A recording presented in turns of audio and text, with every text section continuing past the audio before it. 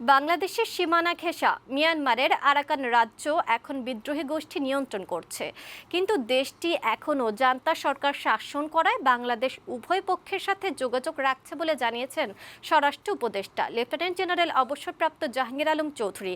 দুপুরে কক্সবাজারের টেকনাফ সীমান্ত এলাকা পরিদর্শন শেষে সাংবাদিকদের প্রশ্নের জবাবে তিনি এসব কথা বলেন। এ সময় তিনি আরও বলেন, নতুন করে যেসব রোহিঙ্গা অনুপ্রবেশ করেছে তাদের রেজিস্ট্রেশনের বিষয় নিয়ে এখনও সিদ্ধান্ত হয়নি।